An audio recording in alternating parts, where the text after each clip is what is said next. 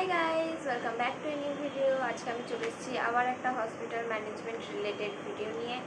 আর আজকের এই ভিডিওটা না রিকোয়েস্টেড ছিল, আর আমিও ভীষণভাবে বানাতে চেয়েছিলাম। ঠিক আছে, কারণ আজকের ভিডিওটা হচ্ছে হসপিটাল ম্যানেজমেন্টের কোর্স ফি নিয়ে। কোর্সটা করতে কত টাকা লাগবে, কত টাকা খরচ হতে পারে, সেই নিয়ে হচ্ছে আজকের ভিডিও। আমি একটু প্রফেশনাল লাগছে আমার কাছে। যাই হোক, এটা হচ্ছে আজকের ভিডিও। আমি এমনিতে যেরকম যে কোনো হয়তো ভিডিওটা একবার বলে দিতে পারি, বা আমি যে ফার্স্টের ভিডিওটা বানিয়েছিলাম যে হসপিটাল ম্যানেজমেন্ট কোর্স ডিটেলস বলে, তো সেই ভিডিওটাতে আমি বলে দিয়েছিলাম যে কোর্সের খরচ হচ্ছে 3,45,000 টাকা বা 3,45,000। বাট আমি সেইটুকু বলে ছাড়িনি, কারণ অনেকে আছে যারা ফিনান্সিয়ালি একটু আনস্টেবল, বা অনেকজন আছে খুব ভালো কলেজে পড়তে চাও, তো অনেকজন আছে যারা লোন নিয়ে পড়বে, অনেকজন আছে যারা ইএমআই নিয়ে পড়বে, বাট ঠিক নেই কীরকম কী হতে পারে, বা অনেকজন আছে স্কলারশিপ নিয়ে পড়তে চাও। তো আমি আজকে সেই সব জিনিসগুলো নিয়ে আজকে একটা কোর্স ফি নিয়ে একটা ডিটেলস ভিডিও বানাচ্ছি, কেমন, তোমাদের সুবিধার জন্য। তো এটা দেখো, এটা হচ্ছে আমার কোর্স ফির মানে স্ট্রাকচার। আমি যখন কলেজে ফার্স্ট এসেছিলাম তো আমাকে এই ফি স্ট্রাকচারটা দেখিয়ে দিয়েছিল। আমি যেটা করছি সেটা হচ্ছে ইয়ারলি প্ল্যান। ওকে, এটা হচ্ছে মানে ফার্স্টে আমি সিট বুকিংয়ের টাকা দিয়েছিলাম, তারপর অ্যাডমিশনের পর হচ্ছে মানে অ্যাডমিশন হয়ে গেল প্রত্যেক মাসে জুলাইয়ে করে এরকম করতে হবে। আমি যেরকম জুলাই পেয়েছিলাম, তো জুলাই প্রথমে এলো, তারপর আগস্ট থেকে তো কলেজ স্টার্ট হলো, আবার এর পরের বছর জুলাইয়ে দেবো, আবার তারপরের বছর জুলাই দেবো। এটা হচ্ছে ইয়ারলি প্ল্যান, প্রত্যেক বছর একটা অ্যামাউন্ট করে টাকা এরকমভাবে হতে থাকে, বুঝলে?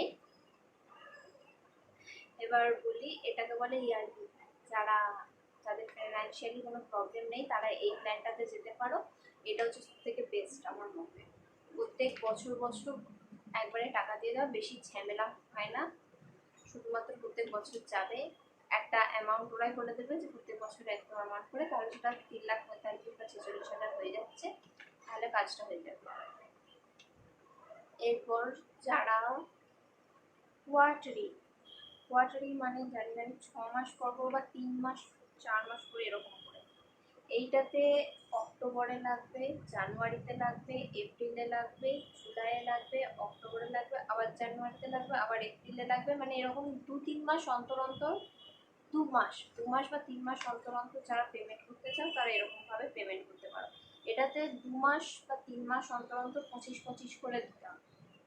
3 মাস অন্তর অন্তর 25-25 করতে করতে 3 বছরের মধ্যে সেটা 3,45,000 মতো একটা জায়গাতে চলে আসবে, বুঝেছো? এটা হচ্ছে কোয়ার্টারলি প্ল্যান। এবার অনেকে আছো যারা স্কলারশিপ চাই, স্কলারশিপ হলে অনেকটা অ্যামাউন্ট কমে যায়, প্রায় 50,000 টাকার মতো বা 50,000।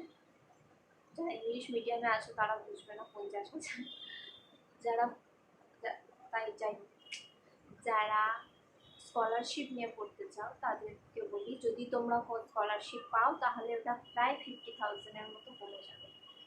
তাও যদি আমি ধরি 2,00,000 2,00,000 2,00,000 মধ্যে কাজ হয়ে যাবে, যেটা তোমার প্রায় 4,00,000-এ চলে যাচ্ছিল, সেটা 2 থেকে 2,50,000-এর মধ্যে চলে যাবে। এটা ডিপেন্ড করে কলেজের উপর, ঠিক আছে? কলেজ থেকে যত টাকা নেবে সেটার উপর ডিপেন্ড করে। এবার তোমাদের দেখতে হবে কোন কলেজে স্কলারশিপের ব্যবস্থা আছে কি নেই, কোন কলেজে স্কলারশিপ কতটা দিতে পারে, কত টাকা কম করবে, সেই রকম দেখে তোমরা নিতে পারো। বেশিরভাগ কলেজে এটা যদি 3,00,000 টাকার কোর্স, তো বেশিরভাগ কলেজে 2,00,000 বা 2,10,000 এরকম করে কাজ হয়ে যায়। যেহেতু এটা 3,00,000 টাকার কোর্স, তো এটা স্কলারশিপে গেলে 2,00,000-এর মধ্যে হয়ে যায়, 50,000 থেকে 60,000 টাকার মতো কমায় এরা। তো এটা তোমাদেরকে খোঁজ নিতে হবে যে কোন কলেজে স্কলারশিপের ব্যবস্থা আছে। আর স্কলারশিপ পাওয়া অতটা সোজা না।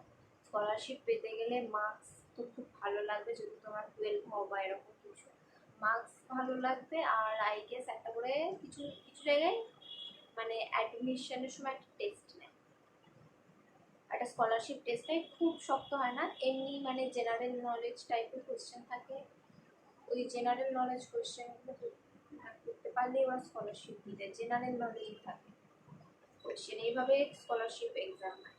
বাট 12-এ যাদের, কিছু কলেজ আছে যারা 12-এর মার্কস অনুযায়ী দেয়, যে যাদের মার্কস বেশি আছে বা একটা মার্কস দিয়ে দেয় যে 80% উপরে বা 90% উপরে বা 93%-এর উপরে যারা যারা থাকবে শুধু তারাই স্কলারশিপ পাবে। তো সেটার জন্য 12-এ ভালো করে করতে হবে। 12-এ যারা প্রায় 90%-এর উপরে মার্কস তোমরা পেয়ে যাবে, তারা কলেজ দেখবে যারা 12-এ অনুযায়ী কমায়।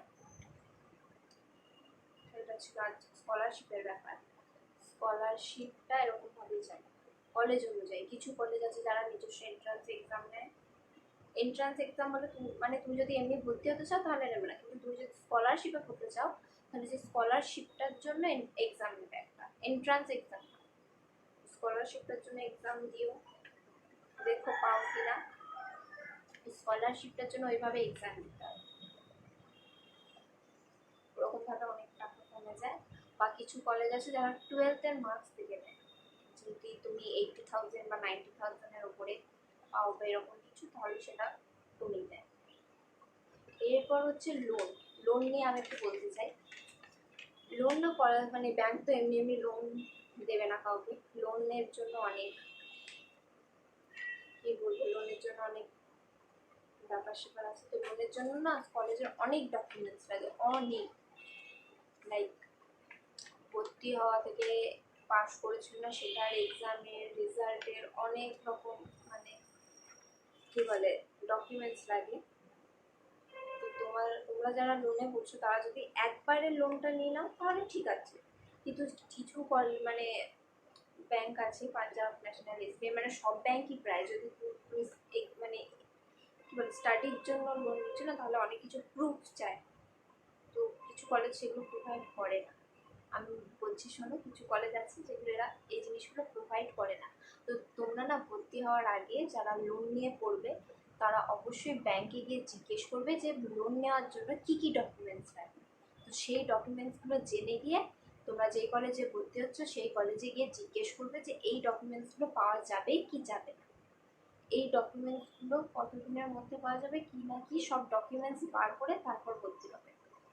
তাহলে অনেক কলেজ আছে যেগুলো না ডকুমেন্টস প্রোভাইড করে না। তুমি তোমার মতো মানে পছন্দ মতো একটা কলেজে ভর্তি হয়ে গেলে, তারপর যখন ব্যাংকের লোন নেবে তখন ব্যাংক যখন এই ধরনের এই ডকুমেন্টসগুলো চাইবে, তোমরা যখন যাবে কলেজ, ঠিক আছে, অনেক প্রবলেম হবে, অনেক ভীষণ প্রবলেম হবে। আমি এটা আগে থেকে বলে দিলাম। আমি আমার ক্লাসমেট আর অনেকজনকে দেখেছি এই সেম জিনিসে ভুগতে, তো আমি তোমাদেরকেও বলে দিলাম যে যদি লোন নিয়ে পড়ে থাকো তো অবশ্যই আগে জিনিসগুলো জেনে নাও, তারপর অ্যাডমিশন। এরপর হচ্ছে ইনস্টলমেন্ট বা ইএমআই। ইএমআই কি মানে ইনস্টলমেন্ট বলে জানি না আমি। ইএমআই মানে হচ্ছে মাসে মাসে একটা করে অ্যামাউন্ট।